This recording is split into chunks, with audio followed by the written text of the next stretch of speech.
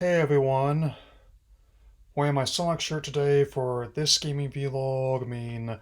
Superstars is out, and reception, while not quite as much as Sonic Mania, seems to be uniformly positive so far, and people I've talked to got to play it early seem to be enjoying it. I'll definitely pick it up when I get a chance and have the means to do so. But now I'm going to be going other games I'm anticipating playing that I will be playing, and also events that have happened since my last one. So let's begin. Let's start with the big hig whopper that the after just over 2 years negotiations, hence the Microsoft Activision Blizzard merger has been finalized to the tune of $69 billion. Nice.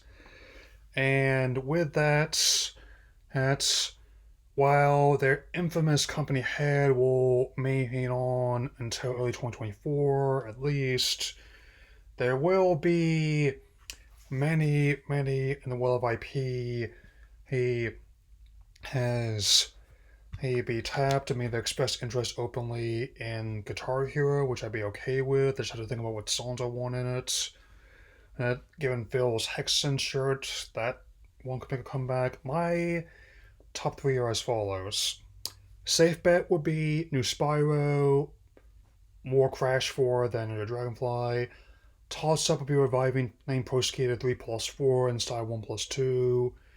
And my wild card would be The Lost Vikings. Hey, guy can dream, can he? Less pleasant note.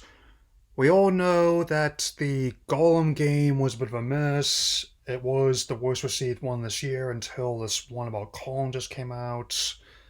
But it's been made worse by was yet another marred by a very troubled production, and as per an expose by the German YouTube channel Game 2, which talks to a lot of former developers for the now defunct Daedalic like Entertainment. They sold them out as a publisher, but their game age of making games are over.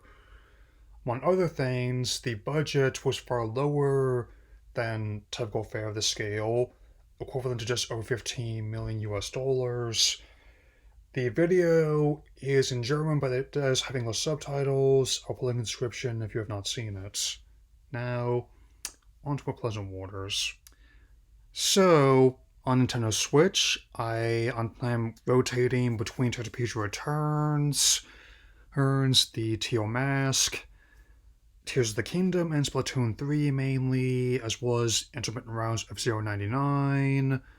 The Splatoween event is finally coming to the third game after being out for nearly a year.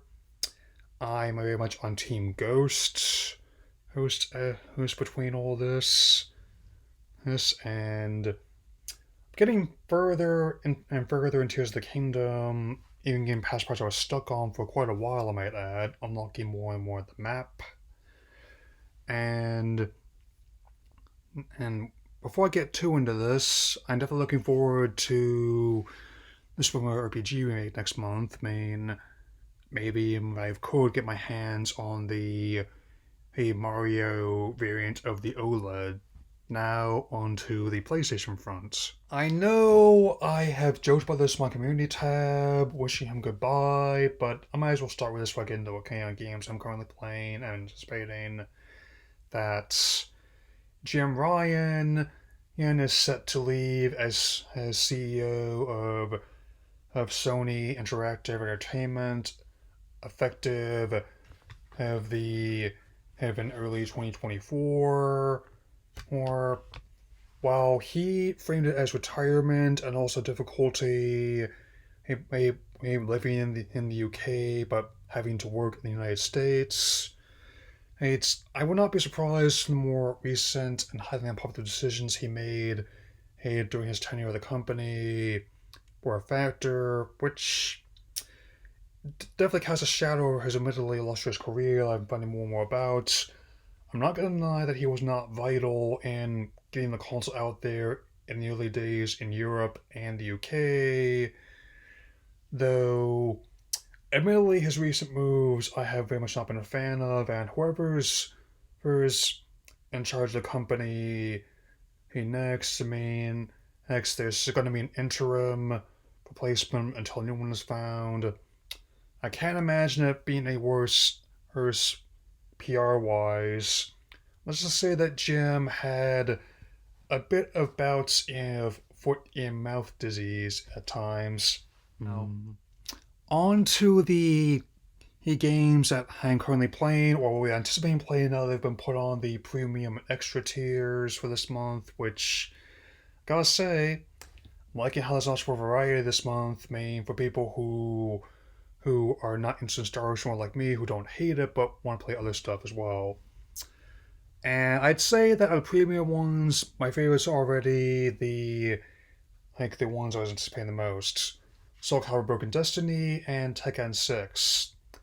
I was expecting the PS3 version, but even if it's not quite the Bloodline Rebellion expansion, I'll take it because it's definitely Tekken 6 is definitely a good game on any platform I've played it on, and some of the new features are useful helping beat Azazel, who, believe it or not, is actually more annoying to me than Jinpachi was in 5 to beat. And I definitely am glad to get that one, given how they pushed back the 8th game into early 2024. Definitely plenty of time to sharpen my skills as I get ready for the next battle. And for our rivals to the extra tier, there are 3 I'm definitely queuing up to play. Hey, by the time you actually see this video, oh, there's Disco Elysium, the final cut. I put very good things about this title. It'll a very unique kind, point and click adventure. Her definitely combining a lot of elements, but also being a very compelling new to what a touch story on its own merit. It's been and Destroy All Humans 2 Reprobed, following the success of the remaster of the first game. THQ Nordic and BlackRock Games are back. No, Black Forest Games, now remember. Remember to remaster the second title in The Adventures of Crypto Spiridium as he attempts world conquests. And of course, the dialogue is retained, and including my personal favorite character, her Pox, voiced by Richard Horvitz, going from one alien who wants conquest from playing Zim to another. And last but definitely not least, on this tier is Aeon Isolation, and which I've heard is quite good, and yet this is actually my first time playing it, though I have seen that infamously terrible review where they got spotted. I mean, like, turn the tracker off. I mean, come on. To close this out, he will address a couple ones I don't think fit in either category, but I'm still interested in addressing. To get ready for Metal Gear Solid Master Collection next week, I'm playing other ones I haven't as much, including ones one I'm seeing in future iterations, such as Metal Gear Solid on Game Boy Color, known in Europe and Japan as Metal Gear Ghost Babel. As we did there. It takes the gameplay style of the earlier installments on the MSX and even as elements from the MGS series, and especially the appearance of Snake, looking more like Kurt Russell than ever. I mean, Landscape of New York. It's actually pretty complex stuff for its time. I actually got a bit farther than I did when I was younger.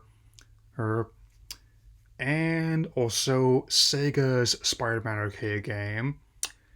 I do not have a PS5. I've yet to play hey, the the the sequel to the Insomniac game, but I will be playing the first one, Miles Morales, as well to get ready. And this one was actually pretty cool for its time. Not just playing play Spidey, but also the Black Cat, name was Submariner, and Hawkeye.